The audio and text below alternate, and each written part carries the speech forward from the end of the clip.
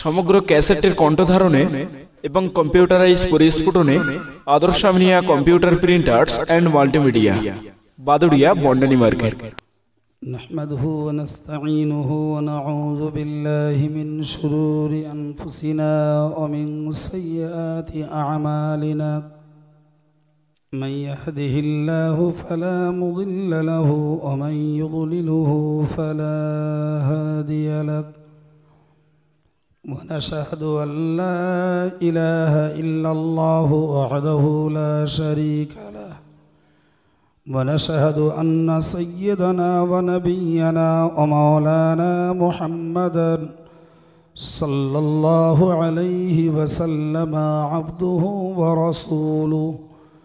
وقال الله تعالى مخبرا وآمرا إن الله وملائكته يصلون على النبي يا أيها الذين آمنوا صلوا عليه وسلموا تسليما. اللهم صل على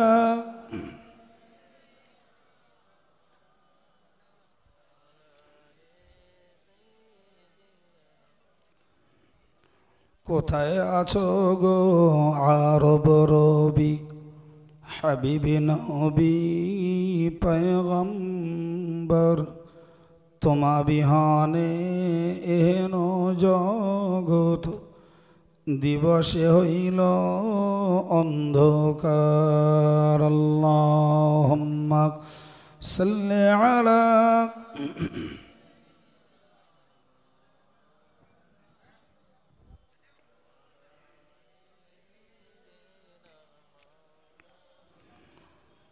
তুমি যে খোদার পিয়ারা হাবিব, তোমার তুল্য কেহ নাই আর, তোমার মতো আকাশ ভ্রমণ করিনি কোনই পয়গম্বর। আল্লাহুম্মা সাল্লি আলা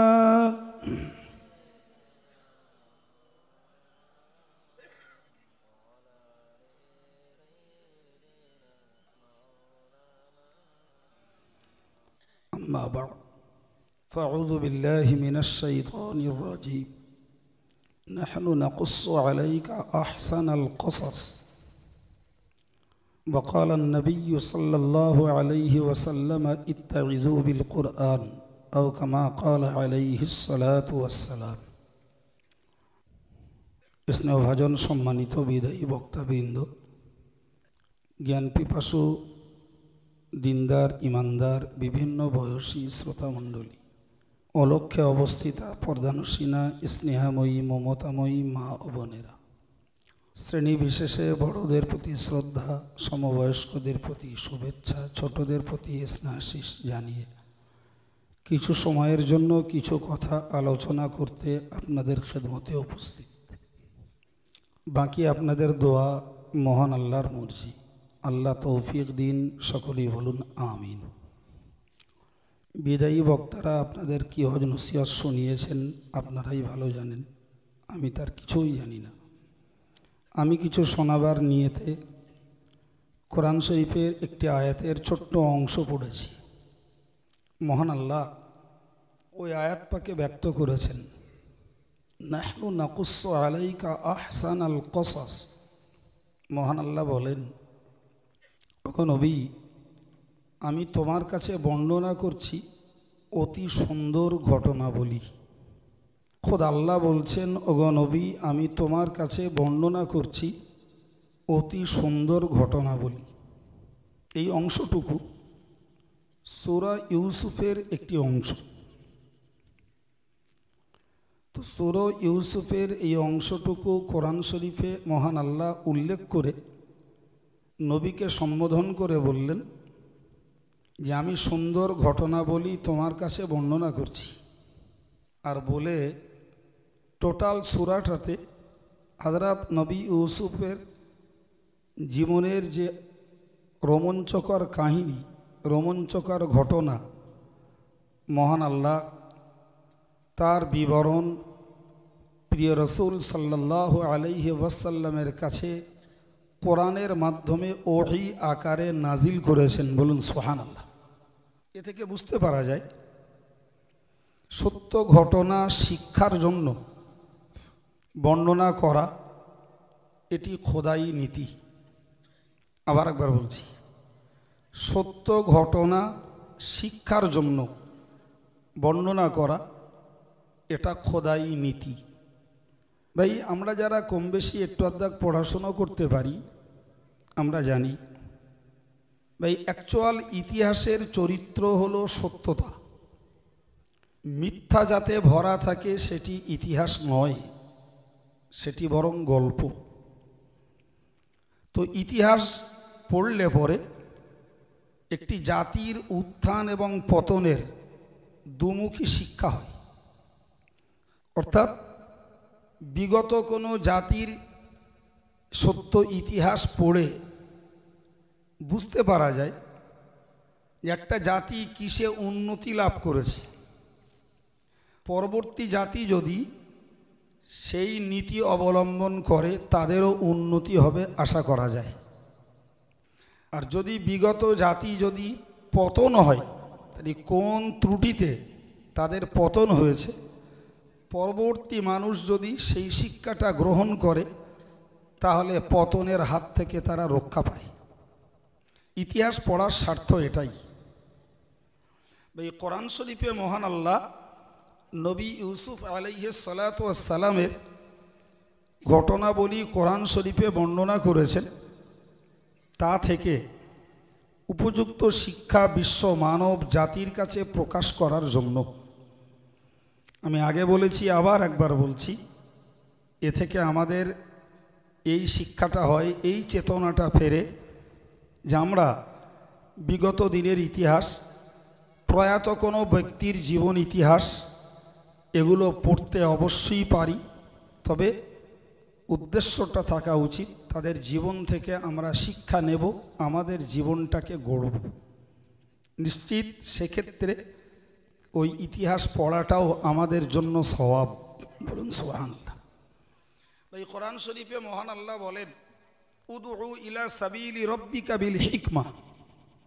মহান আল্লাহ তার প্রিয় রসুলকে বলেছেন, তুমি মানুষকে আল্লাহর পথে আহ্বান করো জ্ঞানের দ্বারা, প্রজ্ঞার দ্বারা, ওয়াল মাউইজাতিল হাসানা, এবং সুন্দর সুন্দর ঘটনার উপদেশের দ্বারা, নসিহতের দ্বারা, ওয়াজাদিলহুম বিল্লাতী হিয়া আহসান, এবং প্রয়োজনে মানুষের সঙ্গে তুমি ঝগড়া করো, বিবাদ করো, তর্ক করো, তবে সেটি সুন্দর পন্থায়, সুন্দর পদ্ধতিতে তুমি তর্ক করো, যে তর্কের ভিতর দিয়ে সেই মানুষটা তার ভুলটাকে বুঝতে পারবে, যে বিতর্কের ভিতর দিয়ে সে মানুষটার চেতনা ফিরবে, যে তর্কের ভিতর দিয়ে সেই মানুষের ভ্রান্ত মতবাদ দূরভূত হবে, তুমি সাধু ভাষায় তার সঙ্গে তর্ক করো।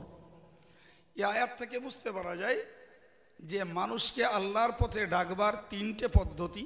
নাম্বার 1 জ্ঞান প্রজ্ঞার দ্বারায়, নাম্বার 2 সুন্দর সুন্দর উপদেশের দ্বারায়, নাম্বার 3 অবুঝ মানুষের সঙ্গে তর্ক করে বুঝিয়ে তাকে পরাজিত করে সত্যটাকে তার ভিতরে প্রতিষ্ঠিত করার চেষ্টা। ভাই, তাই এই আয়াত পাক থেকেও একটা জিনিস বুঝলাম, মাউইজাতিল হাসানা, সুন্দর উপদেশ মানুষের হেদায়েতের একটা ওসিলা। জোরে বলুন। তো ভাই, আমি আপনাদের কাছে এই কোরআন শরীফের আয়াতকে সামনে রেখে দিয়ে জি একটা দুটো কথা শোনাচ্ছি, একটু মনোযোগের সঙ্গে শুনুন। ভাই, নাম্বার 1 একটা কথা বলি, জগৎ বরেণ্য আল্লাহ পাকের সাধক বান্দা হযরত পীর মালিক ইবনে দিনার রহমাতুল্লাহ আলাইহি, এই মালিক ইবনে দিনার রহমাতুল্লাহ আলাইহি ইতিহাস বিখ্যাত একজন আল্লাহর ওলি। তিনি বাস করতেন দামেস্কে।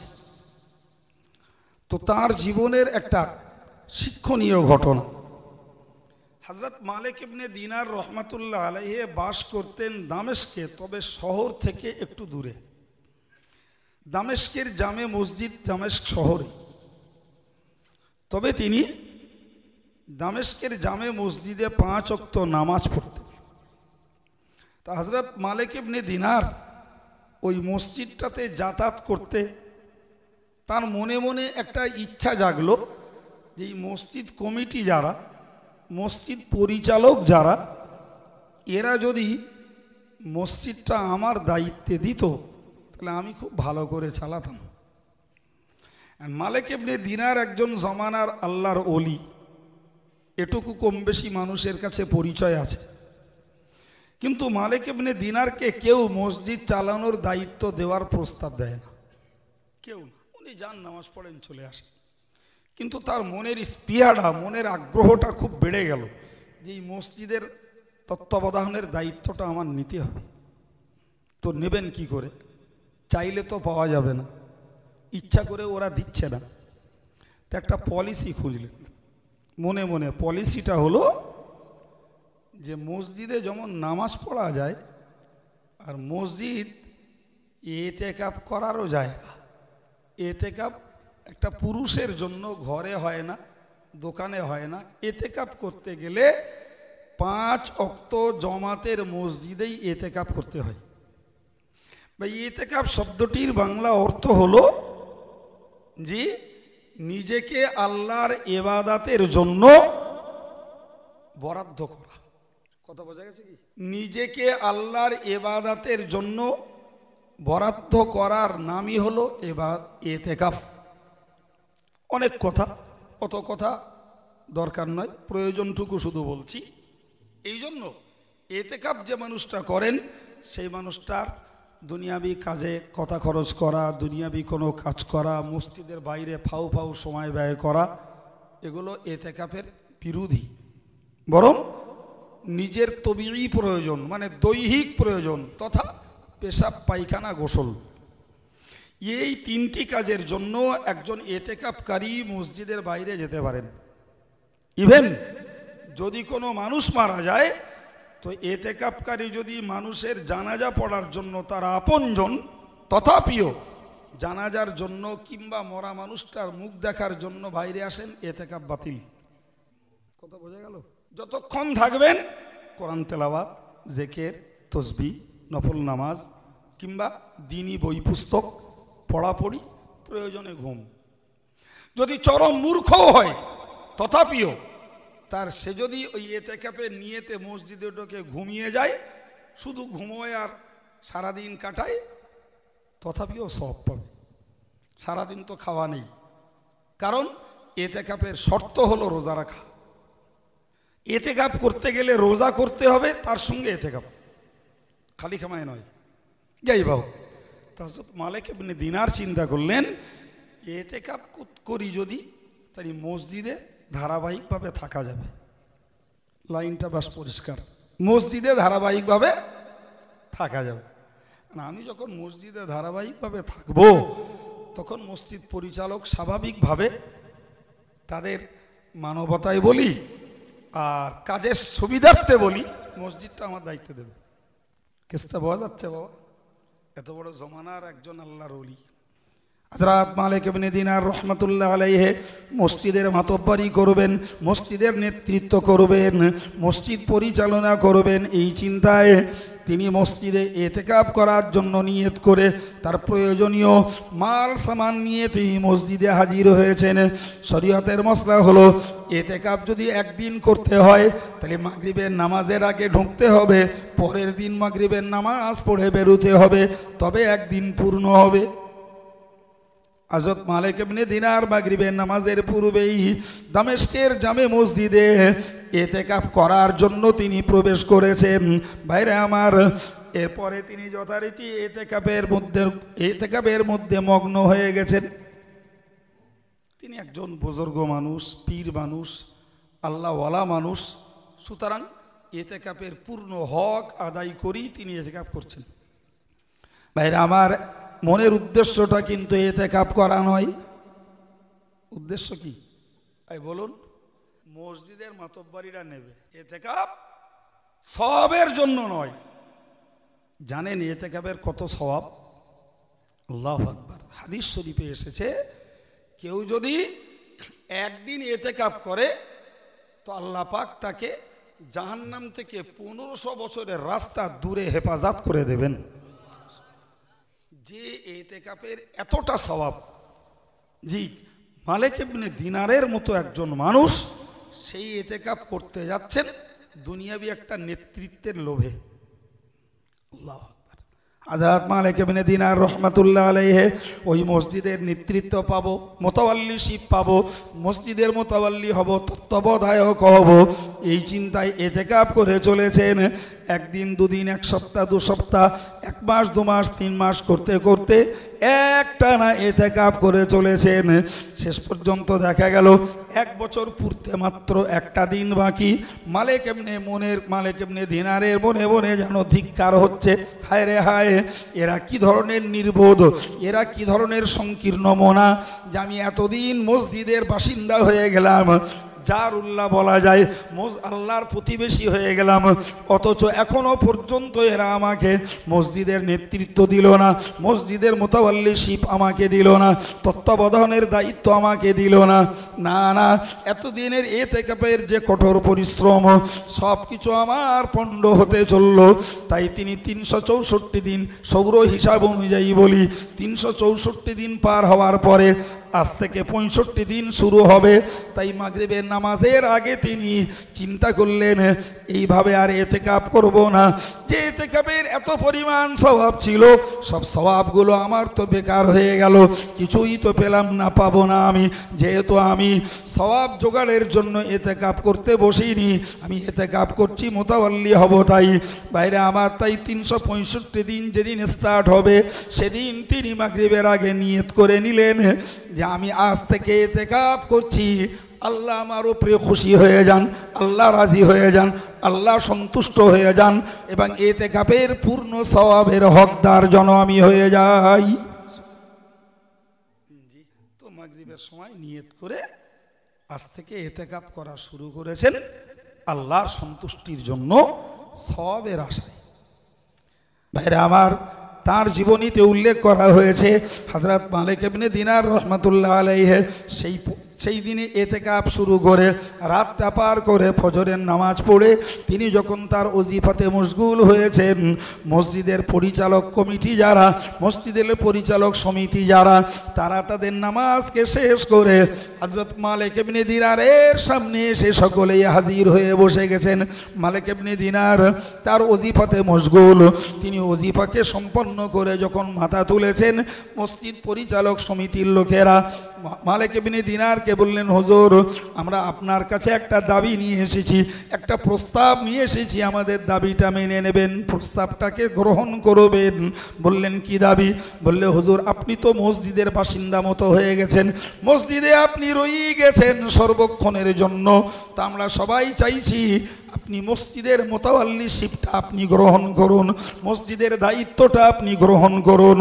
হযরত মালিক ইবনে দিনার রহমাতুল্লাহ আলাইহি হাউ হাউ করে কেঁদে ফেলে বললেন, আল্লাহ সাক্ষী, আল্লাহ ভালো জানেন, আমি মালিক ইবনে দিনার গতকাল পর্যন্ত এতেকাফ করেছিলাম, এই মসজিদের মোতাওয়াল্লি হব তাই, মসজিদের তত্ত্বাবধায়ক হব তাই, কিন্তু আবার 364 দিনের এতেকাফের পরেও আমার সেই আশা পূরণ হয়নি।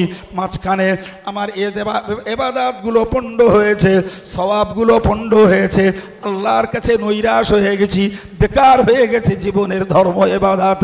এই কাল থেকে নিয়ত করেছি আল্লাহর খুশি করার জন্য এতেকাফ করার, আর আজকেই দেখছি তোমরা আমার কাছে আমার সেই পূর্ব দিনের আশা পূরণের দাবি নিয়ে এসেছো, কিন্তু আমি গতকাল সন্ধ্যা থেকে এই নেতৃত্বের লোভকে পরিত্যাগ করে দিয়ে আল্লাহর খুশি করার জন্য এতেকাফ করছি। না না না, আর আমি মসজিদের মোতাওয়াল্লি হব না। জোরে বলুন, আর নয়। কাল পর্যন্ত চিন্তা ছিল, কিন্তু আজকের চিন্তা আমার আর নেই। সুতরাং তোমরা এখন মোতাওয়াল্লি দিলেও আমি আর মোতাওয়াল্লি গ্রহণ করব না, আমি আমার ইবাদতকে আল্লাহর সন্তুষ্টির জন্য বরাদ্দ করেছি। এ মুসলিম সমাজ, মনে রাখা দরকার, আপনি ধর্ম করেন, আপনি ওয়াজ দেন আর আমি ওয়াজ করি, আপনি নামাজ পড়েন, রোজা রাখেন, জিকির করেন, তসবিহ পড়েন, মসজিদের দায়িত্ব নিয়ে মসজিদে দাদাগিরি করেন, যেটাই করেন না কেন নিশ্চিত করে মনে রাখুন, যদি আপনার কাজে আল্লাহর সন্তুষ্টির ধান্দা না থাকে, আল্লাহ পাকের সন্তুষ্টির নিয়ে যদি আপনার না থাকে, বেকার বেকার দাদাগিরি করে আল্লাহর কাছে হাত পা কামড়ে লাভ হবে না। মালিক ইবনে দিনারের মতো এত বড় দরজার আল্লাহর ওলির যদি তার এতটুকু নিয়তের ঘাটতিতে তার ইতিকাফের মতো মহৎ সওয়াবের ইবাদতটা পণ্ড হয়ে যায়, আমাদের মতো খুচরো যারা, আমাদের মতো স্বার্থান্বেষী ধার্মিক যারা, আমরা যদি ধর্মের কাজ দুনিয়ার ধান্দায় করি, ধর্মের কাজ যদি দুনিয়ার দাদাগিরির জন্য করি, ধর্মের কাজ যদি আমরা মসজিদের মাতব্বরি করার জন্য করি, নিশ্চিত মনে রাখা দরকার তামাম জীবনের কষ্টের ইবাদতগুলো সব পণ্ড হবে, ভস্মে ঘি ঢালা হয়ে যাবে। সুতরাং এই আদর্শ ঘটনা থেকে এ শিক্ষা গোটা মুসলিম জাতিকে নিতে হয় যে আমার জীবনের ইবাদতের পাওনা গন্ডা আমার বিশুদ্ধ আল্লাহর সন্তুষ্টির নিয়তের উপরে নির্ভর করে। আজকে দেশময় তাকিয়ে দেখুন, গোটা দেশময় জি দাদাগিরি চলছে মসজিদ নিয়ে, দাদাগিরি চলছে ধর্মীয় সম্পদ নিয়ে। উদ্দেশ্য আল্লাহকে খুশি করা নয়, উদ্দেশ্য নিজের মাতব্বরি। বিশ্বাস করুন, আমার কাছে এতটা ঝাঁপ কাগজ আছে, এতটা কাগজ আছে, এই বাংলার মাটিতে, এই বাংলার বুকে ভাই কেতনা নতুন মসজিদ তৈরি হয়েছে শুধুমাত্র ওই দাদাগিরির জন্য, শুধুমাত্র দাদাগিরির জন্য কেতনা মসজিদ তৈরি হয়েছে কল্পনা করা যাবে না। জি শুধু দাদাগিরি ভাই, কেতনা লোককে বোঝানোর চেষ্টা করেছি, জীবনে ফেল করে গেছি। কি ব্যাপার হুজুর, আমার কাছে মসজিদ হুজুর সে বলছে বলে আমার দাদার তৈরি, সুতরাং তোমরা নামাজ পড়তে হয় পড়ো, না না পড়ো, আমি যা মাতব্বরি করবো তাই। হুজুর ও মসজিদে নামাজ হবে? আমি হ্যাঁ বাবু হবে, একবার নামাজ যখন চালু হয়ে গেছে নামাজ হবে। জি নামাজ ওতে নাজায়েজ নয়, বরং এইরকম কথা যারা বলবে সেইটি জাহান্নামে যাবে। তোরা বাবা নামাজ পড়বে না হুজুর, নামাজ পড়তে গেলে চোখ টানাটানি করে, মুখ টানাটানি করে, আর ওইরকম বলে যার মন চায় নামাজ পড়ুক, যায় না পড়ুক। জি তা হুজুর আমরা মসজিদ করা, বাবু আমি অনুমতি দিতে পারবো না, আমার দ্বারা সম্ভব না, না একটা ফতোয়া দেন, আমি পারবো না, আমি অনুমতি দিতে পারবো না। জি ভাই কত লোককে বোঝালাম, হয়তো 10 জনের বুঝিয়েছি, 2 জন মেনেছে, বাকি 8 জন মানিনি। ঠিক স্রেফ ওই মসজিদের দাদাগিরি আর মসজিদের মোতাল্লিশিপ, মসজিদের নেতৃত্বর রাজদড়ি হাতে নেওয়ার ধান্দাতে ভাই আমার দাদার তৈরি, আমার বাপের তৈরি, আমার বাপের ভিটে, আমার দাদার ভিটে, আমার বাপ দাদা আমারে মোতাল্লি করে গেছে, বংশ পরম্পরায় আমরা হব, অন্য কেউ সেখানে করতে পারবে না। এই করে করে পশ্চিমবাংলার মাটিতে শত শত মসজিদ তৈরি হয়েছে। বিশ্বাস করেন আমার কথা? হ্যাঁ জি ভাই, আসল বলো সেই নিয়তের গন্ডগোল বলো। নিয়ত যদি থাকে, জি নিয়ত যদি থাকে আল্লাহর সন্তুষ্টি, তাহলে দুনিয়াবি ঝান্ডা মাতব্বরি নেতৃত্ব সেখানে কাজ করে না। আর নিয়ত যদি হয় দুনিয়ার কিছু, মালিক ইবনে দিনারের যদি পণ্ড হয়, তাহলে আমাদের মতন খুচরো লোকের পণ্ড হতে আর সময় যাবে? কথা বলেন আল্লাহর বান্দা, মনে রেখে দিন। আমি আপনাকে প্রসঙ্গত আরেকটি শিক্ষণীয় কথায় প্রসঙ্গে বলি, মনে রাখুন ভাইরা আমার, প্রিয় নবী সাল্লাল্লাহু আলাইহি ওয়াসাল্লাম যখন মক্কা ছেড়ে মদিনাতে হিজরত করে গেলেন, মক্কার মানুষগুলো নবীর টানে ইসলামটাকে সুন্দর রূপে পালন করার জন্য, নেক আমল করার জন্য হযরত নবী করিম সরকারে দো আলমের মহব্বতে নবী পাকের সাহাবীরা মক্কা ছেড়ে রাতের আঁধারে জানের ভয়ে ঈমান ইসলামের কে রক্ষা করার জন্য নেক আমলটাকে খোলা মনে করার সুবিধার্থে মদিনার পথে পাড়ি দিতে লাগলেন। রাসূলুল্লাহ মদিনার মানুষদেরকে বলে দিলেন, ও মদিনার মানুষেরা, তোমরা যদি মক্কার ভাইদেরকে সাহায্য করো তোমরা হবে আনসারি, আর যারা মক্কার ভাইদেরকে জায়গা দেবে, মক্কার ভাইদেরকে সহযোগিতা করবে, আল্লাহ পাক তাদেরকে জান্নাতে জায়গা দেবে। সুবহানাল্লাহ পালা করে বলতেছেন? একটু সবাই মিলে বলুন না সুবহানাল্লাহ। মদিনার আনসারীগুলো তারা যেন আশার আলো খুঁজে পেল, একদম তাদের অন্তর ঢেলে দিল, উজাড় করে দিল। মক্কা থেকে সাহাবীরা এসেছেন, নিজের জায়গাটা সাহাবী ভাইকে দিয়ে দিয়েছেন। মক্কা থেকে সাহাবীরা এসেছেন, কেউ চেনে না, বাজার করা ব্যবসা করবে সুযোগ পায় না, নিজের ব্যবসা ভাইকে দিয়ে দিয়েছেন। এমনকি বাজারে ব্যবসা করার জন্য পয়সা দিয়েছেন। সবথেকে বড় আশ্চর্যের কথা হলো, একজন আনসারী সাহাবী দুটো স্ত্রী, একজন স্ত্রীকে বলেছে, ওগো ওগো শোনো, তোমাকে আমি তালাক দিয়ে দেবো, তবে এই শর্ত, ইদ্যতের পরে ওই মক্কার ভাইটার সঙ্গে তোমাকে বিয়ে করতে হবে। ওদের চাল নেই, চলো নেই, বাসবাড়ি কিছুই নেই, ওদেরকে মদিনার মানুষেরা মেয়ে দেবে না, সুতরাং ওদেরও যৌন জীবন রয়েছে। আমি তোমাকে তালাক দেব, তুমি মক্কার ভাইয়ের সঙ্গে দাম্পত্য জীবন যাপন করবে। ভাইরে আমার অবাক হবার কথা, টাকা দেওয়া যায়, পয়সা দেওয়া যায়, জমি জায়গা দেওয়া যায়, কিন্তু কতটা ত্যাগ, কতটা উৎসর্গ, নিজের স্ত্রীকেও পর্যন্ত তালাক দিচ্ছে মক্কার মুহাজির ভাইদের যৌন জীবনের ক্ষুধা পূরণ করার জন্য। এটাকে নজির নেই পৃথিবীতে। জি ভাই, ঠিক এই পিরিয়ডে একটা সাহাবী, জি সাহাবী মুহাজিরে উম্মে কাইস বলে ইতিহাসের পাতায় তার নাম, তিনি মদিনার উপর দিয়ে ব্যবসা করতে যেতেন সিরিয়াতে। তো ব্যবসা করতে যাওয়ার পথে মদিনার একটি মেয়েকে ভালোবেসেছে। এই মেয়েটাকে ভালোবেসে মেয়ের গার্জিয়ানের কাছে প্রস্তাব দিয়েছে মেয়েটাকে বিয়ের। গার্জিয়ানরা এক কথায় বলেছে, মদিনায় যদি তোমার কোনো জায়গা দেখাতে পারো তাহলে আমাদের মেয়েকে তোমার সঙ্গে বিয়ে দেবো। ভাই টাকা যতই থাক, কলকাতায় যে জায়গা কিনবো বললেই পাওয়া যায় না বাবা, পাওয়া যাবে কি? অত সহজ নয়। এই বেচারা কোথায় জায়গা কিনবে? ইন দি মিন টাইমে শুনছেন যে যারা হিজরত করে মক্কা থেকে মদিনাতে আসছে, মদিনার আনসারী সাহাবীরা তাদেরকে রীতিমতো জায়গা দিচ্ছে। এ বেচারা দেখলো এই সুবর্ণ সুযোগ, যারা হিজরত করছে ওদের সঙ্গে হিজরত করতে, আর হিজরতের সুবাদে জায়গাটা পাবো, ওই জায়গাটা মেয়ের বাপকে দেখিয়ে মেয়েটাকে বিয়ে করব। কথা পরিষ্কার হয়েছে? জি। বেচারা মদিনা থেকে ফিরে মক্কায় খোঁজ নিল কারা হিজরতের কাফেলা তৈরি করছে, তিনিও যথারীতি ওই কাফেলাতে ঢুকে পড়লেন। নিয়ে তার বাকি কেউ জানে না, দুনিয়ার কারোর খবর নেই। ভাইরা আমার, ওই দলটা যখন রাসূলুল্লাহর দরবারে যে হাজির হয়েছেন, প্রিয় নবী সাল্লাল্লাহু আলাইহি ওয়াসাল্লামের সম্মুখে হাজির। হাদিসটিকে হযরত ওমর ইবনুল খাত্তাব রাদিয়াল্লাহু আনহু বর্ণনা করেন। তিনি নিজেই বলেছেন, ইন্নামাল আমালু, রাসূল বলেছেন, ইন্নামাল আমালু বিন্নিয়াত।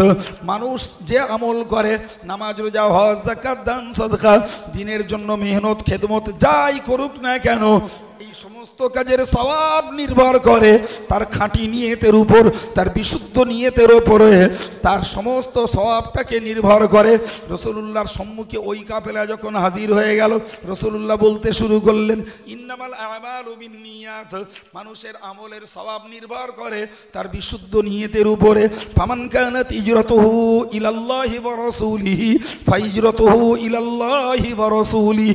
আমার আল্লাহ পাকে নবী বললেন, যে লোকটা হিজরত করেছে আল্লাহর সন্তুষ্টি অর্জনের জন্য, যে লোকটি হিজরত করেছে রাসূলুল্লাহর সন্তুষ্টি অর্জনের জন্য, আমি আল্লাহ পাকে নবী বলছি, হিজরতের বিনিময়ে আল্লাহ তার উপরে রাজি হয়ে যাবে, রাসূল তার উপরে রাজি হয়ে যাবেন। জোরে বলুন।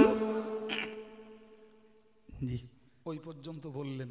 বলার পরে রাসূল এবার বলছেন, ওমান কানাত হিজরাতুহু ইলা দুনিয়া ইউসিবুহা আও ইমরাতিন ইয়াতাযাওয়াজুহা। রাসূল বললেন, তবে যদি কোনো ব্যক্তি দুনিয়ার কোনো অর্থ সম্পদ, দুনিয়ার কিছু স্বার্থ লুটবার জন্য যদি হিজরত করে, কিংবা কোনো মেয়েকে বিয়ে করার জন্য যদি হিজরত করে, আমি নবী পাক বলছি, সে হিজরতের বিনিময়ে মেয়ে বিয়ে হবে, সে হিজরতের বিনিময়ে দুনিয়ার স্বার্থ লুটতে পারবে, কিন্তু মনে রাখা দরকার, আল্লাহ এবং রাসূল তার উপরে নাখোশ হয়ে যাবেন। কথা বোঝা গেল? আমাদের বাংলায় বলে, পড়লো কথা সবার মাঝে, যার কথা তার গায়ে বাজে। আমি শুরু থেকে এ পর্যন্ত ইন্ডিকেট করে কারণ আমি কিছু বলেছি কি? হ্যাঁ না বলুন, বলেছি কি? আমি মালিক ইবনে দিনারের একটা জীবনী বলেছি আর রাসূলের একটা হাদিস বলছি। জি, এই যে বাংলার প্রবাদে প্রচলিত সাধারণ প্রবাদ যে পড়ল কথা সবার মাঝে, যার কথা তার গায়ে বাজে। রসুলের দরবারে কাফেলা এসেছে, রসুল বললেন যে আল্লাহ আল্লাহ রসুলের সন্তুষ্টির জন্য হিজরত করেছে, আল্লাহ আল্লাহ রসুল তার উপরে খুশি হয়ে যাবেন। কিন্তু যদি কেউ হিজরত করে দুনিয়ার স্বার্থে অথবা হিজরত করে কোনো মেয়েকে বিয়ে করার স্বার্থে, তার দুনিয়ার স্বার্থ উদ্ধার হবে, মেয়ে বিয়ে হবে, আল্লাহ আল্লাহ রসুল তার উপরে নাখোশ হয়ে যাবে। বাস সেই লোকটি ওই দলে ছিল, উঠে দাঁড়িয়ে গেলেন। ইয়া রাসূলুল্লাহ, ইয়া হাবিবাল্লাহ হুজুর। কান্নার স্বরে লোকটি বললেন, ইয়া রাসূলুল্লাহ, ইয়া হাবিবাল্লাহ হুজুর, আমি বড় অসহায়, আমি বড় হতভাগ্য। ইয়া রাসূলুল্লাহ, আমি সেই অপরাধী, আমি আল্লাহ আল্লাহ রসুলের সন্তুষ্টির জন্য হিজরত করতে আসিনি হুজুর। আমি হিজরত করেছি দুনিয়ার স্বার্থ লুটব, ব্যবসা বাণিজ্য করব, সেই সাথে সাথে মদিনার একটি মেয়েকে বিয়ে করব, তাই হিজরত করতে এসেছি। ইয়া রাসূলুল্লাহ, ইয়া হাবিবাল্লাহ হুজুর, আমি এই মুহূর্তে আমার নিয়তের পরিবর্তন ঘটিয়ে নিলাম। আমি আর জীবনে ব্যবসা বাণিজ্য করব না, দুনিয়ার ধান্দায় আর যাব না, আমি ওই মেয়েকে আর বিয়ে করব না। আপনি দোয়া করুন, আমার নিয়তকে আমি পরিবর্তন ঘটিয়ে নিলাম, আমি হিজরতটাকে আল্লাহ আল্লাহ রসুলের জন্য বরাদ্দ করে দিলাম। জোরে বলুন। আশ্চর্য ব্যাপার, লোকটি রসুলের দরবারে জীবন কাটালেন, সেই মেয়েকেও বিয়ে করেননি, ব্যবসা বাণিজ্য আর করতে যাননি। ভাই, এ নীতি, এ আদর্শ প্রচুর প্রমাণ আছে সাহাবাদের জীবনে, প্রচুর প্রমাণ আছে যে সাহাবাদের জীবনে দেখতে পাওয়া গেছে যে মুহূর্তে তারা বুঝেছেন, যে মুহূর্তে বুঝেছেন যে আমার এই কাজটা শরীয়ত বিরোধী কাজ, যখনই কানে এসেছে এক মুহূর্তের ভিতরে সেটাকে পরিত্যাগ করে শরীয়তের পক্ষে মনোনিবেশ করেছে, শরীয়তের দিকে মন সংযোগ করেছে। যে মুহূর্তে বুঝেছেন আল্লাহ আল্লাহ রসুল এই কাজে খুশি, সেই মুহূর্তে মুহাজিরে উম্মে কাইস সাহাবী, তিনি মেয়ে বিয়ে করার নিয়ত বাদ দিয়ে, ব্যবসার নিয়ত বাদ দিয়ে, দুনিয়ার নেতৃত্ব মাতব্বাদী অর্থশালী হওয়ার নিয়ত বাদ দিয়ে আল্লাহ আল্লাহ রসুলের সন্তুষ্টির জন্য তার হিজরতটাকে তিনি বরাদ্দ করে দিলেন। সুবহানাল্লাহ। ভাইরে, আমাদের মানসিকতা যদি এরকম জন্মাতো না, এত ওয়াজ করা লাগতো না, এমনি অনেক মানুষ আল্লাহওয়ালা হয়ে যেত। ভাই আমার, আমি আপনাদেরকে বোঝাতে চাইছি, মনে রাখার দরকার, মনে রাখার দরকার এই দুনিয়াবি খেয়াল আর দুনিয়াবি স্বার্থ ধর্মপথের এক মস্ত বড় বাধা, ধর্মপথের মস্ত বড় শত্রু। আল্লাহ আল্লাহ রসুলের সন্তুষ্টি অর্জনের ভীষণ ভীষণ শত্রু হলো দুনিয়ার ধান্দা, দুনিয়ার স্বার্থ। ভাই, প্রসঙ্গত আমি আপনাকে একটা কথা বলি, বুঝুন ভাই। হযরত রাবিয়া বাসারি রহমাতুল্লাহ আলাইহা জগৎ বরেণ্য আল্লাহ পাকের একজন সাধকা বান্দি, যিনি জীবনে আল্লাহ প্রেম লাভের জন্য, আল্লাহর সন্তুষ্টি লাভের জন্য তিনি তার জীবনে বিয়েও করেননি, সারাটা জীবন স্বামীর পানি গ্রহণ করেননি, শুধু আল্লাহর প্রেমে তিনি পাগলি হয়েছেন। একটাই তার চিন্তা, আমি যদি স্বামী গ্রহণ করি তাহলে আমার আল্লাহ প্রেম ভাগ হয়ে যাবে। বুঝতে পারা যাচ্ছে কত বড় দরজার আল্লাহ পাকের ওলিয়া তিনি, চিন্তা করতে পারা যাবে না। ভাই, সেই রাবিয়া বাসারি রহমাতুল্লাহ আলাইহা কোনো একদিন তিনি এক হাতে নিয়েছেন লোট, এক হাতে নিয়েছেন তিনি একটা পানির লোটা, আর এক হাতে নিয়েছেন একটা মশাল। মশাল মানে আগুনের গল্লা। এক হাতে পানি আর এক হাতে আগুন। আর এই আগুন আর পানি দু হাতে দুটো নিয়ে তিনি অত্যন্ত ব্যস্ত, ত্রস্ত, খুব জোরে জোরে কদম ফেলে চলছেন, যা তার মতো মানুষের দ্বারাই শোভনীয় নয়, এবং ইতিপূর্বে কোনোদিন ওই গতিতে তিনি প্রায় দৌড়ানোর কাছাকাছি এরকম করে হাঁটেন উনি। আজ প্রথম দু সাইডের ভক্ত মুরিদ, পরিচিত মানুষজন সব স্তম্ভিত হয়ে গেলেন ওনার ওই ব্যস্ত ত্রস্ত যাওয়া আসার যাওয়া দেখে। গোছ গোছ করে চলে যাচ্ছেন, হাতে পানি আর আগুন। বেশ কিছু দূর যেয়ে আবার তিনি মন্থর গতিতে, ধীর গতিতে, যেন একটা ভাবুক চিন্তুক মানুষ হয়ে ভাবনা চিন্তা নিয়ে মাথা নিচু করে আবার ফিরে এলেন। একটু যখন ধাতস্থ হলেন, একটু যখন তিনি মনটা ফিরিয়ে হলো, লোকে বুঝলো, তার কাছে জিজ্ঞাসা করলেন, হুজুর বেয়াদবি ক্ষমা করুন, আপনাকে তো এমন করে কোনো দিন যাতায়াত করতে দেখিনি, এমন করে কোনো দিন চলতে দেখিনি।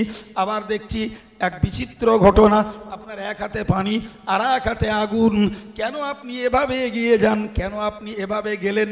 আবার দেখছি পরক্ষণেই মন্থর গতিতে ধীর গতিতে ফিরে এলেন, ব্যাপারটাকে একটু বলবেন। হযরত পীর রাবিয়া বাসারী রহমাতুল্লাহ আলাইহা বলেছিলেন, ও বাবারা, তোমরা কি বোঝো না, তোমরা কি দেখছো না, তোমরা কি জানো না, দুনিয়ার মানুষগুলো ব্যাপক স্বার্থপর, দুনিয়ার মানুষগুলো ব্যাপক স্বার্থপর। এরা কেউ বা ধর্মকর্ম করে আল্লাহর জাহান্নাম থেকে বাঁচবে তাই, আবার কেউ বা ধর্মকর্ম করে আল্লাহর জান্নাতে যাবে তাই। ভাই আমাদের হাল তো তাই, আপনার কেন, আমারও তাই। সাপোজ কিসের জন্য আমরা ইবাদত করছি? আল্লাহর জান্নাতে যাব তাই, আর জাহান্নাম থেকে বাঁচবো তাই। হযরত রাবিয়া বাসারী রহমাতুল্লাহ আলাইহা তিনি বলছেন, জানো দুনিয়ার মানুষগুলো বিরাট স্বার্থপর, এরা কেউ আল্লাহর ইবাদত করে জাহান্নাম থেকে বাঁচবে তাই, আর কেউ বা ইবাদত করে জান্নাতে যাবে তাই। আমি রাবিয়া ওই জন্যে চাইছিলাম, এই পানি নিয়ে যাচ্ছিলাম, আল্লাহর জাহান্নামে পানি ঢেলে দেবো যাতে জাহান্নামটা নিভে যায়, আর ওই আগুন নিয়ে যাচ্ছিলাম জান্নাতটাকে পুড়িয়ে দেবো, জান্নাত থাকবে না, জাহান্নাম থাকবে না, কিছুই থাকবে না, জান্নাত পুড়ে যাবে, জাহান্নাম নিভে যাবে।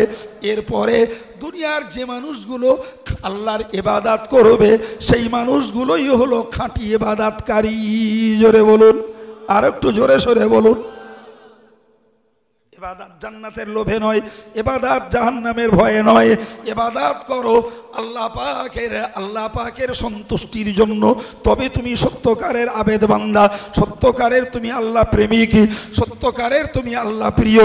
আমার আল্লাহ আমাকে জান্নাত দেবেন না জাহান্নাম দেবেন সেটা তার ইচ্ছা, আমাকে হুকুম করেছেন, আমি তার গোলাম, আমি তার ইবাদত করব, আমার কাজ আমি করব, তিনি আমায় কি দেবেন সেটি তার ব্যাপার। ওই লোকটাই হলো প্রকৃত আল্লাহর আবেদ বান্দা। ভাই এ কথার গুরুত্ব বোঝা জি অনেক উঁচু ব্যাপার, জি আশ্চর্যজনক কথা যে জান্নাত থাকবে না, জাহান্নাম থাকবে না, এরপরে কারা আল্লাহর ইবাদত করবে? ভাই আমরা যারা সাধারণ বেশি মানুষ, সাধারণ বেশি ধার্মিক, ভাই জাহান্নাম নেই ধরুন, জান্নাত থাকবে না, আমরা ইবাদত করতে যাব বলে মনে হয়?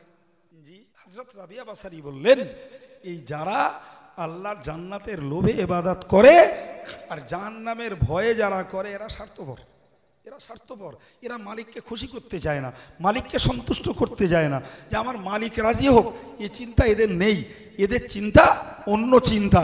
কিন্তু এটুকু যদি এরা বুঝতো যে মালিক যদি আমার প্রতি খুশি হয়ে যায় তাহলে আমার আর কোনো ভয় চিন্তা কোনো কারণ থাকতে পারে না, কিন্তু এই খাঁটি নিয়তটুকু মানুষের কাছে অভাব।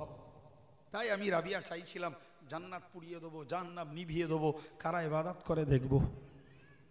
ও ছেলেরা, জওয়ানেরা, মুরব্বিয়ানে কেরামেরা, পর্দানশীনা মায়েরা, আমি বিনীত নিবেদন করে বলি, হযরত রাবিয়া বাসারী রহমাতুল্লাহ আলাইহার মতো এত বড় একজন বিদুষী মহিলা, এত বড় আল্লাহ পাকের প্রেমিকা, তার চিন্তাটা এই জায়গায়, যখন আমরা উন্নত জায়গায় পৌঁছাতে পারবো না কিন্তু এতটুকু নিয়ত, এতটুকু চিন্তার পথে তো চলতে পারি।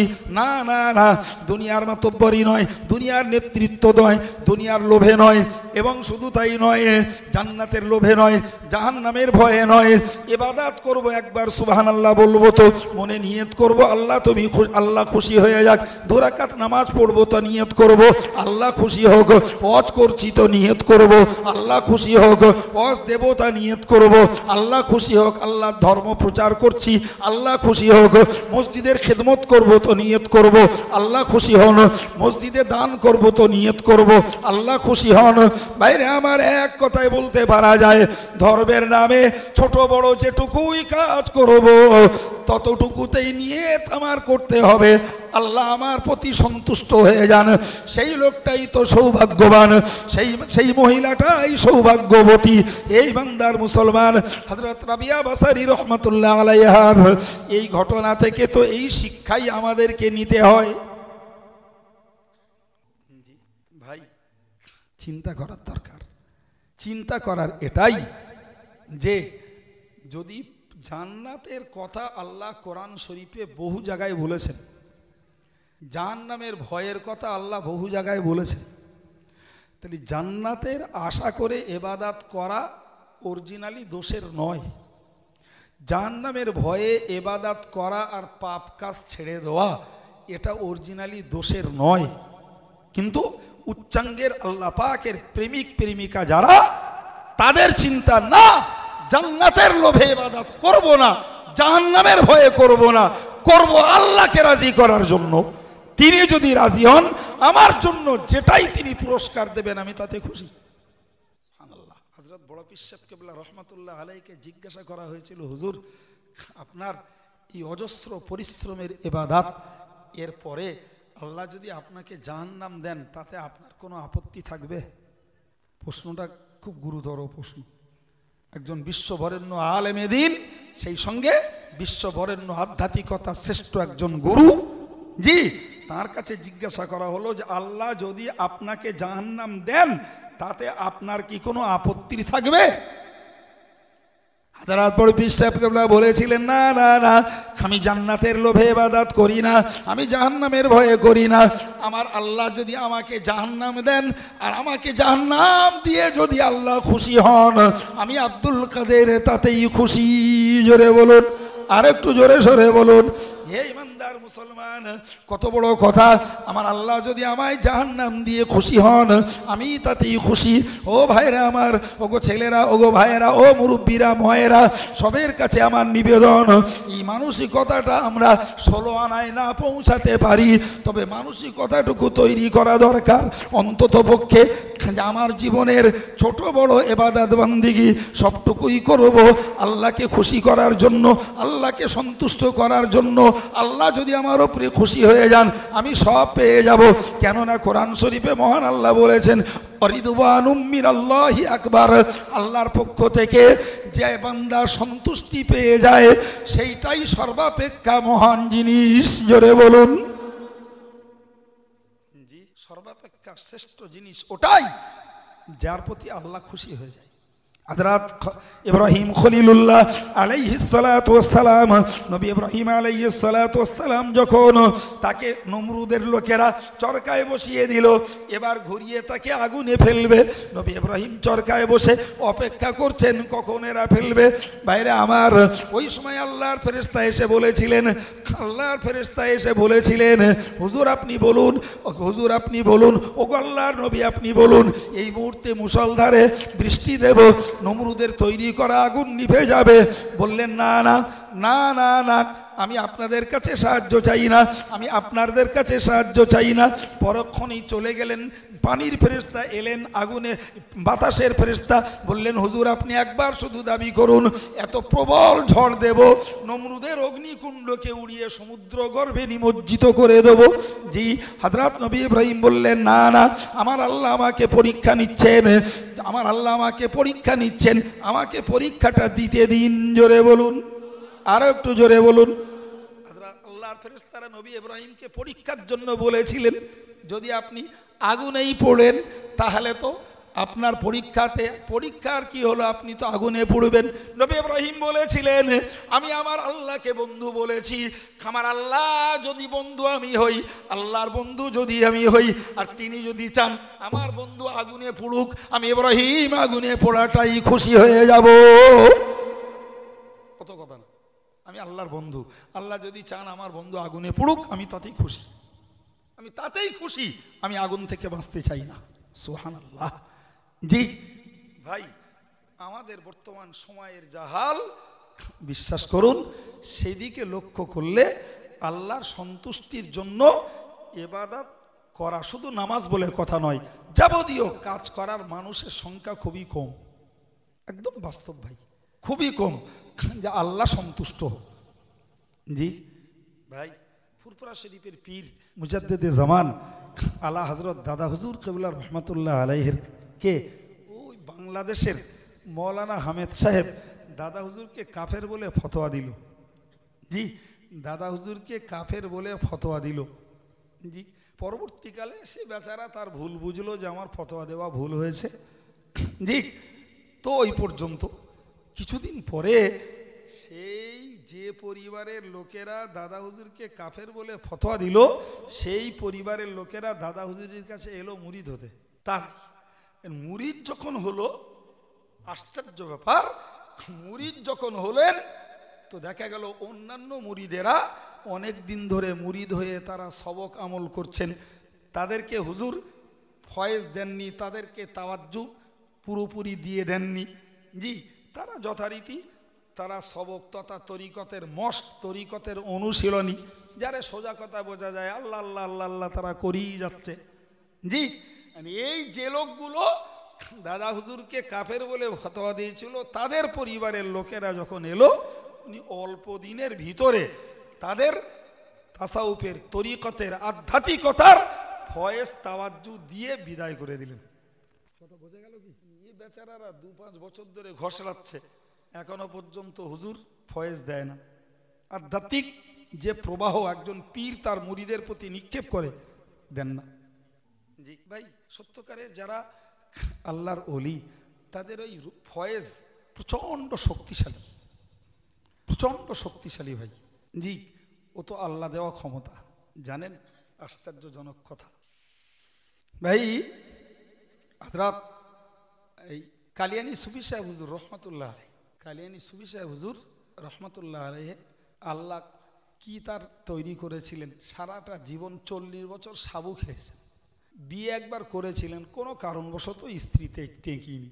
হতে পারে হয়তো, আমার ধারণার কথা বলছি, হতে পারে হয়তো যে এত পরিমাণ ইবাদত বন্দিগিতে মশগুল, জি, সেই স্ত্রী দেখলো এ লোকের কাছ থাকলে আমার জীবন বেকার হয়ে যাবে।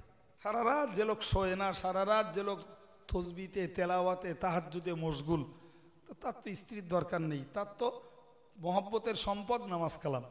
স্ত্রী চলে গেল, তুমি আর বিয়ে করেননি ভাই। এই মানুষটা একটা সময়ে দাদা হুজুর কেবলার কাছে গেলেন, যে বললেন হুজুর আমি বিয়ে করব। আমরা বললি কি লজ্জা লাগবে না আমাকে? বিরাট কি বেয়াদব লোক, দেখো হুজুরের সঙ্গে বিয়ে করবে তাই বলছে। কালিয়ানী সুফি সাহেব হুজুর রহমাতুল্লাহ আলাইহি মুজাদ্দেদে জামান দাদা পীর সাহেব কেবলার কাছে যে বলেছিলেন হুজুর আমি বিয়ে করব। আমার অবাক হওয়ার কথা, মানুষটা যখন বিয়ে করবে বলেছেন, মুজাদ্দিদে জামান বললেন ও বাবা যদি বিয়ে না করো তাহলে কি হবে? হযরত কালিয়ানী সুফি সাহেব হুজুর সুফি ফজলুল করিম রহমাতুল্লাহ আলাইহি স্পষ্ট করেই বললেন হুজুর আমার মনের উন্মাদনা এমন জায়গায়, আমি যদি বিয়ে না করি তাহলে আমি হয়তো অপকর্মে জড়িয়ে পড়ব। কথা বোঝা যাচ্ছে? আপনি বলবেন এগুলো লজ্জার কথা? হ্যাঁ, জানেন একটা পার্থিব রুগী ডাক্তারের কাছে যদি খোলা কথা না বলে, ডাক্তার ট্রিটমেন্ট করার রাস্তা খুঁজে পাবে না, আর তার রোগের সুস্থতাও আশা করা যাবে না। ঠিক না ভুল ভাই? সত্যকারের একজন আমি যদি ট্রিটমেন্ট হব মনে করি, তাহলে আমার ডাক্তারের কাছে আমার ভিতর বাহিরে লজ্জার যেটাই ঘটছে সেটা আমার ডাক্তারকে বলতে হবে। আর এই বলাটা দোষের নয়, বলতে হবে আমাকে। তিনি ট্রিটমেন্ট করবেন, তাহলে আমার যেটা অস্বস্তি সেটা বলতে হবে। তো কেতাব আলারা লিখে দিয়েছেন, দেহে রোগ হলে যেমন রোগ সারাবার জন্য ডাক্তারের কাছে তার ব্যথা যন্ত্রণা অস্বস্তি যত লজ্জাজনক হোক না কেন ডাক্তারকে যেমন বলা দরকার, সত্যকারের যদি একজন মানুষ চান আমার জীবনটাকে আমি সংশোধন করব, আমার জীবনটাকে আমি ধর্মপথে প্রতিষ্ঠিত করব, আমার জীবন থেকে আমি অধর্মের রোগগুলোকে সব দূর করব, অধর্ম রোগ থেকে সুস্থ হয়ে আমি ধর্মীয়ভাবে চলব, এই যদি কোনো মানুষ চান তাহলে একজন খাঁটি আল্লাহওয়ালা, খাঁটি আল্লাহ প্রেমের পাগল, যাদেরকে আমাদের বাংলার প্রবাদে পীর বলে, এদের কাছে যেয়ে তুমি আত্মসমর্পণ করো এবং রীতিমতো তুমি মনে রাখো তোমার জীবনের সুখ সুবিধা, দুঃখ দুর্দশা, তোমার অভাব অভিযোগ, তোমার রোগ ব্যাধি, তোমার যন্ত্রণা যাই থাক না কেন, ওই পীরের কাছে খোলা মনে নির্লজ্জের মতো পেশ করতে হবে, তবে তোমার জীবনের ধর্মবিরোধী ব্যাধিটা সারবে। জি ভাই, এ যুগে সে পীর পাওয়া, দিনের বেলা লাইট নেবে বেরোলু পাওয়া যায়, খুব রাত্রিবেলা না, দিনের বেলা লাইট টাইট নেবে বেরোলু পাওয়া যাবে বলে ভরসা হয় না। জি, যার কাছে কেতাবে এসেছে মৃত ব্যক্তি যেমন জীবন্ত মানুষের কাছে সমর্পিত হয়, তার মানে মরা লোক নিজে নিজে গাদ হয়, কত বলেন না কেন, এইটা মরা লোক নিজে নিজে গাদ হয় নাকি? হ্যাঁ, মরা লোক নড়ে না, চড়ে না, ওঠে না, বসে না, পাশ ফেরায় না, কিচ্ছু করে না। জীবন্ত লোকেরা তার কাজ করলি কাজ, উবুর করলি উবুর, চিৎ করলি চিৎ, যা করবে তাই। একজন যদি সত্যকারের আধ্যাত্মিকতার গুরু হন আর আপনি যদি তার সত্যকারের মুরিদ হন, তাহলে আপনাকে ওই পীরের হাতে মৃত লোকের মতো হতে হবে। জীবন্ত লোকেরা যেমন মরা লোকটাকে নিয়ে নাড়াচাড়া করে, জি, যে লোকটা সত্যকারের পীর আর আপনি যদি সত্যকারের মুরিদ হন, তাহলে ওই পীর সাহেব মুরিদটাকে ওই মরা লোকের মতন নাড়াচাড়া করাবে। এইটাকে যিনি মানিয়ে নিতে পারবেন সেই তো তার জীবন গড়তে পারবে। জি, কনকনে ঠান্ডাতে দাদা হুজুর বললেন, বাবা এই পানা পুকুর তুলতে হবে, ইসাল সাহেব আসছে, ঠান্ডা খুব, এই পানা ভর্তি পানা তোলো। তা নেমেছে, যে যার মতন ভক্তেরা পানা তুলতেছে, সব পানা উঠে গেছে, যে যার মতন শীতি কাঁপতে কাঁপতে উঠে যেয়ে গোসল করে নামাজ কালাম পড়িয়ে খাওয়া দাওয়ার জন্য রেডি। হুজুর বলে, রুহুল আমিন কই? তো হুজুর, রুহুল আমিন এখনো উঠিনি, সেই পুকুরি এখনো। জি, উঠতে বলনি? বলে, বলেছি। তা বলছে, না হুজুর নামতে বলেছেন, হুজুর উঠতে বললি উঠবো। দিয়ে দেখে এখানে একটা ছড়িয়ে আছে, ওখানে একটা ছড়িয়ে আছে, সেই স্মৃতি দাদা হুজুর ওই একটা বসে হুজুর ওই একটা করে পানা কুড়িয়ে কুড়িয়ে বেড়াচ্ছে। কথা বোঝা গেছে কিছু? হ্যাঁ জি, আজকে তো আমাদের দেশে পীর পীর করে মানে, জি, নামাজ কালাম পড়তে হবে না, পীর পীর করে যদি যাওয়া যায়, সুদ খেয়ে মদ খেয়ে যদি হুজুর হুজুর করে যাওয়া যায়। আর যারা নামাজ কালাম পড়ে তারা পীর পীর করে মানে, ওই বউটার ক্যান্সার হয়েছে একটা তাবিজ নেবে, মেয়েটার ভূতি পেয়েছে তাই একটু ঝেড়িয়ে নেবে, নিজের ছেলেটার চাকরি হচ্ছে না তাই হুজুরের কাছ থেকে একটা কলম পড়িয়ে আনবে। জি, এই সব চিন্তাই হুজুর হুজুর করে। জি, খোঁজ করে দেখুন, শতকরা 10টা লোকও কোনো পীরের কাছে মুরিদ হয়ে সবক আমল করছে। কলবের সবক, রুহের সবক, সিরের সবক, খফির সবক, আখফার সবক, নফসের সবক, গোটা দেহে যে সমস্ত সূক্ষ্ম সূক্ষ্ম অঙ্গগুলো রয়েছে সেগুলির সবক আমল করে একজন আল্লাহর প্রেম লাভ করবে। এ ধান্দার মুরিদ এখন পাওয়া যাওয়া বড় দায়। শতকরা 10 জন গুনিয়ে দেবেন, অন্যায় স্বীকার করবো 10 জন। জি, শুধু পীর পীর করে হচ্ছে, হই হই হই হই হই চলছে, ওই পীর পীর হচ্ছে। জি, যে কথা বলতে বলতে কথা বললাম, বাস্তব ইতিহাস বুঝুন। কালিয়ানি সুফি সাহেব হুজুর দাদা হুজুরকে পরিষ্কার বললেন, হুজুর যদি বিয়ে না করি ব্যভিচার করবো। আল্লাহ মুজাদ্দিদ জামান দাদা পীর সাহেব কেবলা রহমাতুল্লাহ আলাইহি কালিয়ানি সুফি সাহেব হুজুরকে বললেন, বাবা তুমি আমার কপালের দিকে তাকাও। এই 2 ভুরুর মাঝখানটায় তাকাতে বললেন। মিনিট খানিক কালিয়ানি সুফি সাহেব হুজুর দাদা হুজুরের এই 2 ভুরুর মাঝখানে তাকিয়ে রইলেন। তাকানোর পরে বললেন, বাবা চোখটাকে নামিয়ে নাও, আর বিয়ে করবে? বলছে, জি না হুজুর, আর বিয়ে করা লাগবে না। জোরে বলুন, আর একটু জোরে সরে বলুন। মুজাদ্দিদ জামান তার ফয়েজের ভিতরে দিয়ে সুফি সাহেব হুজুরের ভিতরে বিয়ের যে প্রবণতা তৈরি হয়েছিল, যেটা তার ফয়েজে তিনি সেটাকে সিজ করে নিয়েছেন। জোরে বলুন, আর একটু জোরে সরে বলুন। এরাই তো পীর। জি, এরাই তো পীর। ভাইরা আমার, আমি যে কথা আপনাদেরকে শোনাচ্ছিলাম, জি, সত্যকারের পীর ওলিদের ভিতরে যে ফয়েজ, যে তাওয়াজ্জুহ রয়েছে, সে তাওয়াজ্জুহ অত্যন্ত শক্তিশালী। জি ভাই, চিন্তা করতে পারা যাবে না, চিন্তা করতে পারা যাবে না। একজন মস্ত বড় আল্লাহর ওলি, মস্ত বড় আল্লাহর ওলি, তিনি খুব গরিব, খুব দরিদ্র। তো তিনি তার বাড়িতে মেহমান এসেছেন। তো মেহমান এসেছে বলে তিনি বাজারে গেছেন, একটা কিছু খাবার কিনে খাওয়াবেন, পকেটে পয়সা নেই। তো তো একজনকে এক শরবতওয়ালাকে বলেছে যে আমার এই কটা মেহমান আসছে, বাবা তুমি একটু শরবত খাওয়াবে, আমি পয়সা তোমার দিতে পারবো না এখন, জি পরে আল্লাহ যদি তৌফিক দেন দেব। ও বেচারা শরবত খাইয়ে দিয়েছে, বলছে শরবত খাইয়ে দিলে হুজুর খুব খুশি হয়েছে। তা খুশি হয়ে বললেন, বলো বাবা তুমি কি চাও? এই যে তুমি আমার মেহমানদের শরবত খাইয়ে আমার সহায়তা করেছো, মেহমানদের কাছে আমার ইজ্জত আল্লাহ হেফাজত করে দিয়েছে তোমার ওসিলায়, তুমি কি চাও? জি লোকটি কি এক বাক্যে বলে ফেললো যে হুজুর আমি আপনার মতো হতে চাই। কি সর্বনাশ! বলছে হুজুর আমি আপনার মতো হতে চাই। এই যে লোকটা বলছে হুজুর আমি আপনার মতো হতে চাই, হুজুর বারবার বললেন বাবা তুমি আমার মতো হতে চেও না বাবা, তুমি সহ্য করতে পারবে না।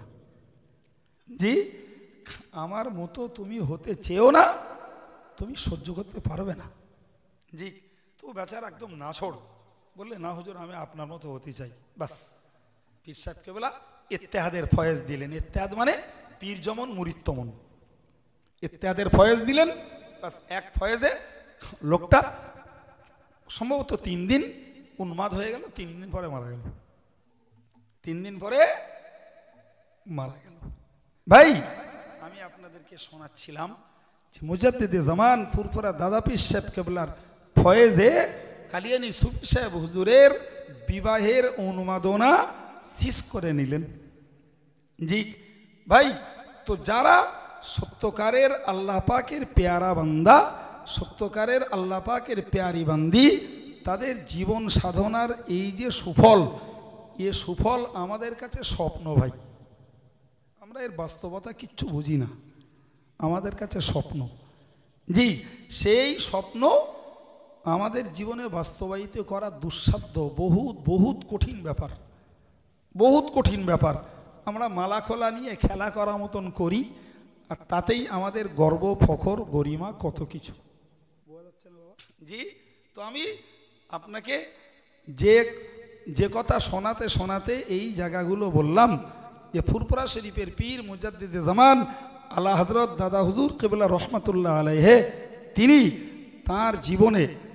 তার জীবনে তিনি আধ্যাত্মিকতার লাইফে তাকে দেখা গেছে।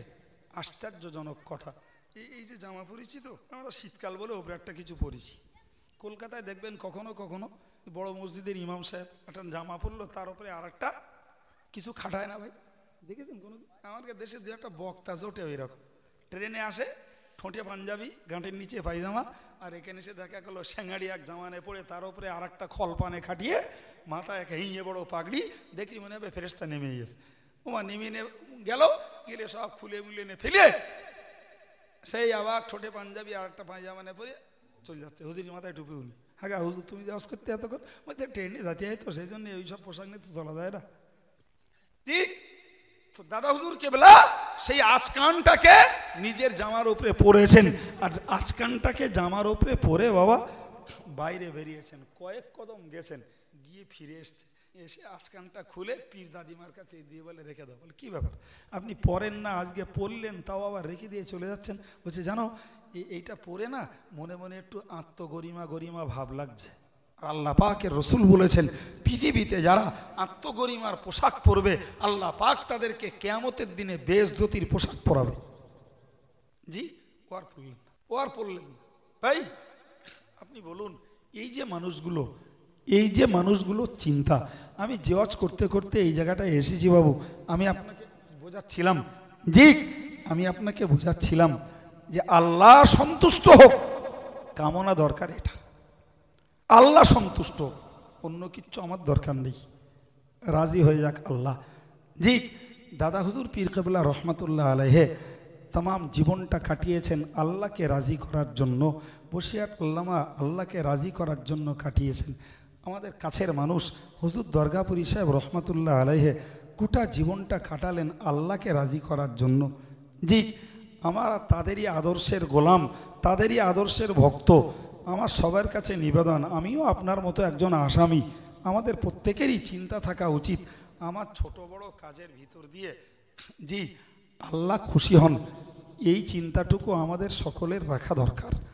এই চিন্তাটুকু যদি আমাদের সকলের ভিতরে থাকে বাবা, তাহলে মনে করব একটাই, আল্লাহ পেলাম মানে সব পেয়ে গেছি।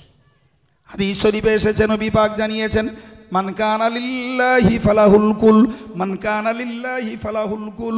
যে মানুষটা আল্লাহর হয়ে গেছেন, যে মানুষটা আল্লাহর হয়ে গেছেন, আল্লাহ পাক তার হয়ে যাবেন। জোরে বলুন, আল্লাহ পাক তার হয়ে যাবেন।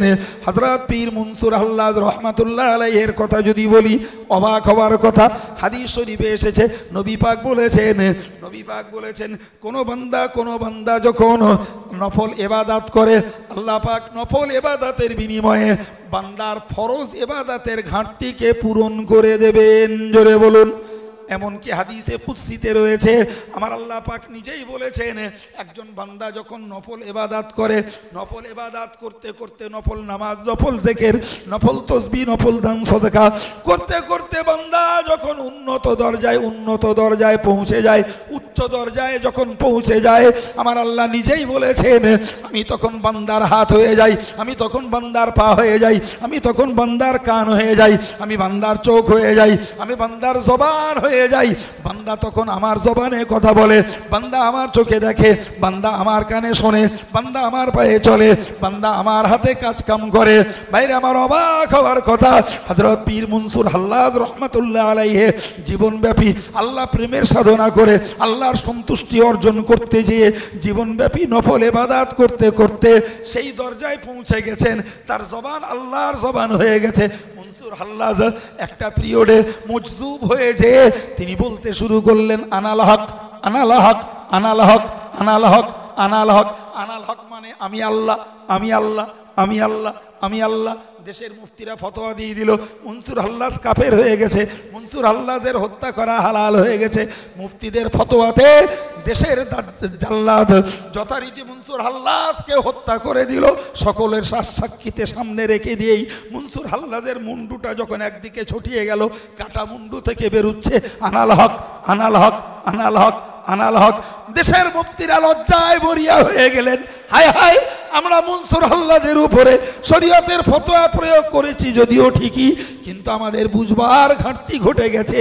এ কথা তো মনসুর হাল্লাজ বলছে না, মনসুর হাল্লাজ আল্লাহর সন্তুষ্টিতে, আল্লাহর প্রেমের ইবাদত করে করে করে করে খাই দরজায় পৌঁছে গেছে যে মনসুর হাল্লাজের জবান আল্লাহর জবান হয়ে গেছে। সুতরাং ওই যে আনাল হক বলছে, ও মনসুর হাল্লাজ বলছে না, ও তো খোদ আল্লাহ মনসুর হাল্লাজের ভিতর থেকেই বলাচ্ছেন। জি ভাই, আল্লাহর সন্তুষ্টির সুফল। জি আপনি বলুন, বক্তব্য শেষ করবো আমি। হযরত পীর বিশির হাফি রহমাতুল্লাহ আলাইহি ছিলেন বদ্ধ মাতাল, পাড় মাতাল। 24 ঘন্টা যে মানুষটা মদে চুর হয়ে থাকতো, নেশার ঘরে, একটি সুস্থ কথা যে মানুষটা বলতে পারতেন না, মদাসক্ত, জি সেই মত্ত সেই মানুষটা, ভাই সেই মানুষটা তার জীবনে এই রাস্তায় চলতে চলতে একটা ছোট্ট চিরকুটিতে দেখলেন বিসমিল্লাহির রহমানির রহিম লেখা। ভাবলেন আর যাই হোক, এটা আল্লাহর নাম। ভাই মাতাল হলেও একেবারে যে অবস্থা না, অবুঝ মনে হয় ভাই। মাতালের একবার যদি বলা যায় আমি ভাই একটু অসহায়, ও আপনার জান দিয়ে সেবা করবে, আমি ওরা একবার দেখেছি। জি খোলা বোধহয় কয় মাতালে আমার ধরিয়েছে, জি মাতালে ধরে সামনে গাড়ি বার দিলে আমি হেলমেটটা খুললাম, এই কাইম ভাই, কাইম ভাই, এই আয় সালাম কর কাইম ভাই। এ সালাম করতে, ও সালাম করতে, সব কটা মাতাল, সব কটা মাতাল। দিব্যু সালাম কালাম করে সরে গেল, আমি চলে গেল। জি ভাই, তো মনসুর হাল্লাজ দেখলেন বিসমিল্লাহ লেখা কাগজ পড়ে আছে, আর কিচ্ছু না, আমার আল্লাহর নাম, কেডা পাদে চটকাবে, তো ওইটা তুলে একটা উপরের জায়গায় দিলে। জি জমানার বিখ্যাত আল্লাহর ওলি কে আল্লাহ স্বপ্ন দেখালেন, জি তুমি যে মনসুর হাল্লাজ কি বলে, তুমি যে বিশির হাফিকে বলো যে আল্লাহ তোমার প্রতি খুশি হয়ে গেছে, সুবহানাল্লাহ, এবং আল্লাহ পাক তোমাকে ওলি রূপে গণ্য করে নিয়েছে। এই সুখবর, এই খোশখবরিটা তুমি বিশির হাফিকে শুনিয়ে দিয়েছো। সে বেচারা জমানার সুবিখ্যাত আল্লাহর ওলি যখন সকালবেলা বিশির হাফির খোঁজ করছে, জি লোকে তো এই মানুষটাকে যা ইচ্ছা তাই করে বলছে যে আপনার মতন একজন বুজুর্গ আল্লাহওয়ালা দিনদার নামাজি মুসল্লি, আর সে একটা পাড় মাতাল, তার কাছে আপনার কি দরকার। জি ইনি বলতেও পারছেন না, সত্যি সবাই যেন ধিক্কার দিচ্ছে। একদিন চলে যায়, দুদিন চলে যায়, 3 দিনের দিনও চিন্তা, টানার চিন্তা, যে যা পারে বলুক, আমি বিশির হাফি যে মদের ডেরায় থাক সেখানে যাব, আমার আল্লাহর হুকুমটা পালন করব। সত্যি সত্যি সবার কথা উপেক্ষা করে লজ্জা ঘৃণা ধিৎকার যে যা দেছে দেছে, তিনি যে তারে পেলেন এক মদের ডেরায়, সেখানে যেয়ে খোঁজ করলেন, আর খোদ মাতাল নাই, হুজুরি দেখে ছিছি করছে, হুজুর আপনি এখানে? ওদের ভাষায় যেরকম বলার বলেছে, হুজুর নির্লজ্জের মতো কোনো কথা নাই। বললে আমার বিশির হাফির দরকার। বিশির হাফি এলেন, হুজুর বললেন বাবা আল্লাহ পাক তোমার প্রতি খুশি হয়ে গেছে, তোমাকে ওলি রূপে গণ্য করে নিয়েছেন। জোরে বলুন কেন? বলে তুমি সেই বিসমিল্লাহ লেখা চিরকুটিকে মর্যাদা দিয়েছিলে, সেই জন্য।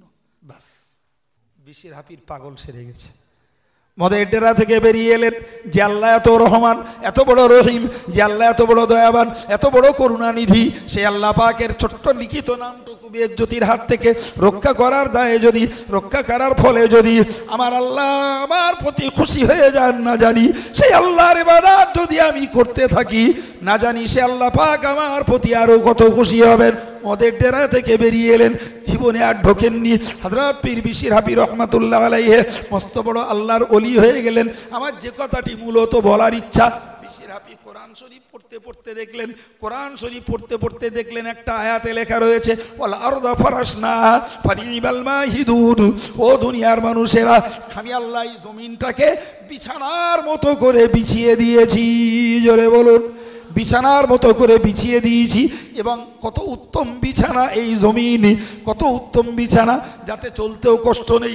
আকাশচুম্বী বিল্ডিং তুলে ধরলেও জমিন কোনোদিন ঘাড় মুড়িয়ে পড়ে না, তাতে লাঙল চলালেও জমিন কোনোদিন বাবারে মারে করে না, তাতে দানা বুনে দিলে একটা দিলে কত ফসল তৈরি হয়। তাই আল্লাহ বললেন ওয়াল আরদা ফারাশনাহা ফানিমাল মাহিদুন, আমি আল্লাহ জমিনটাকে বিছানার মতো করে বিছিয়ে দিয়েছি। আর এই জমিন উত্তম বিছানা।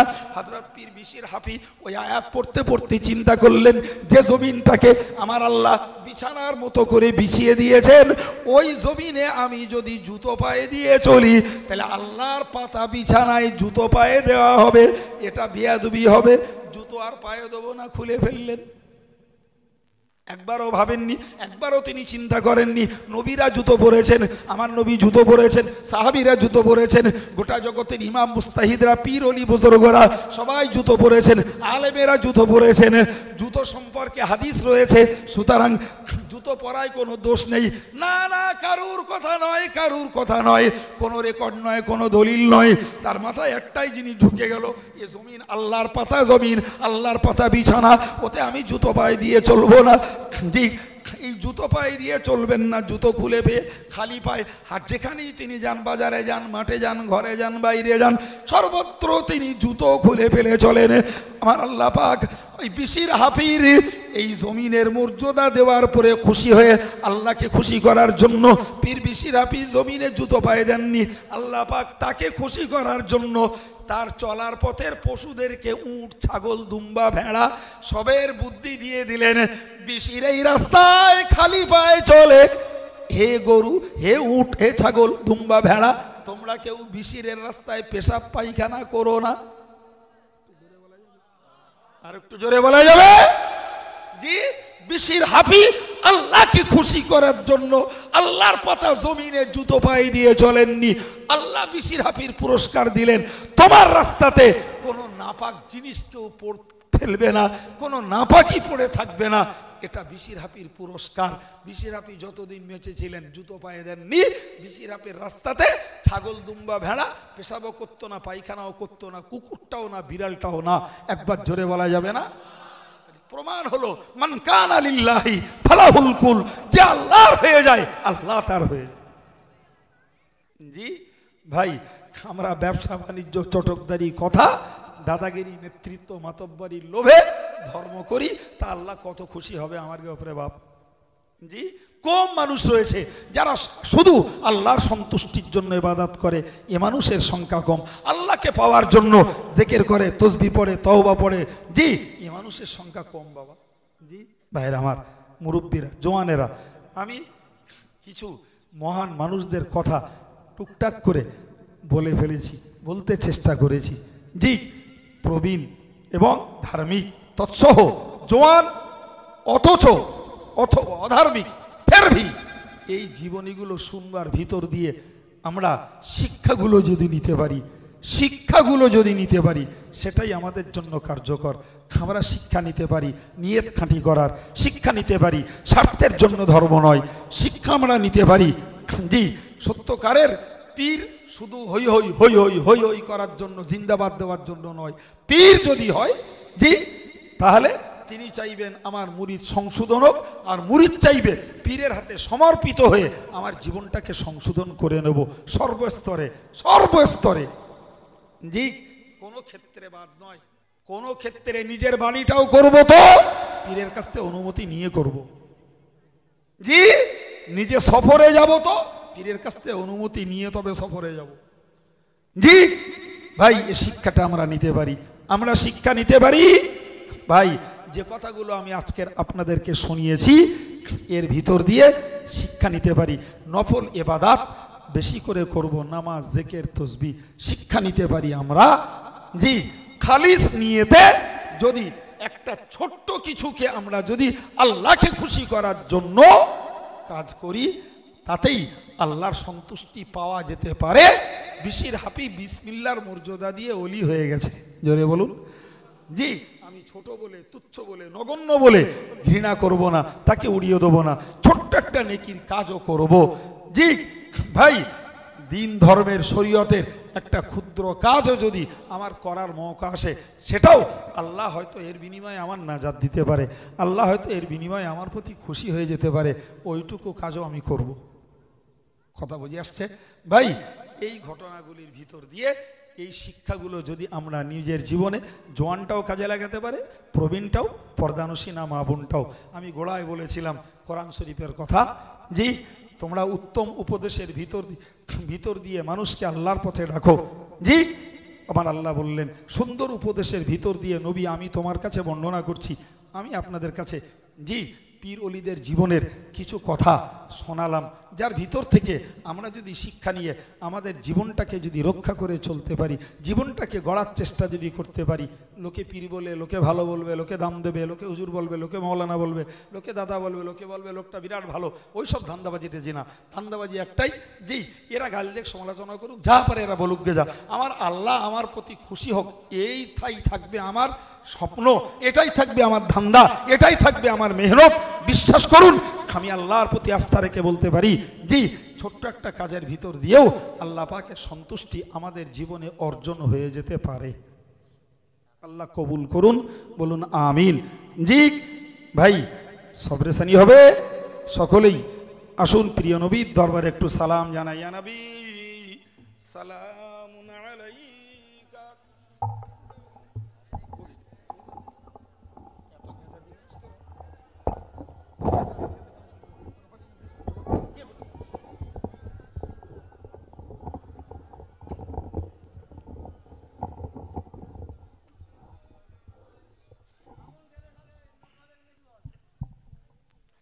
নবী প্রাণের পিয়ারা দেখিতে পাব কি মোরা, না পে তব দর্শন কলিজা হয় পারা পারা।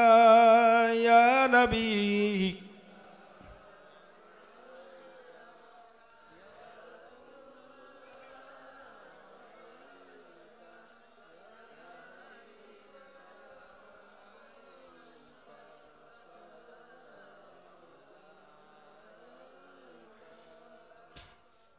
من يرى وجهك يا سعد يا كريم الوالدين، حوضك الصافي المبرد بردنا يوم النشور. يا نبي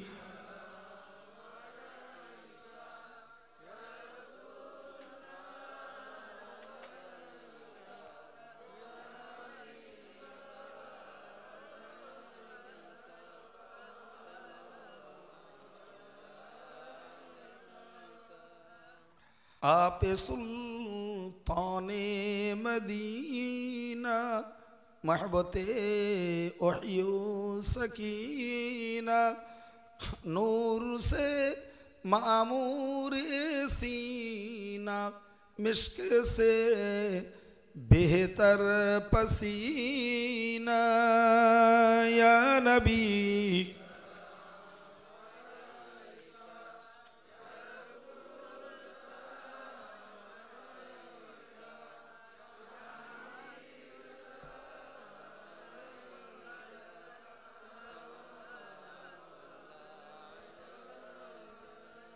या रब्बी सल्ली व सल्लिम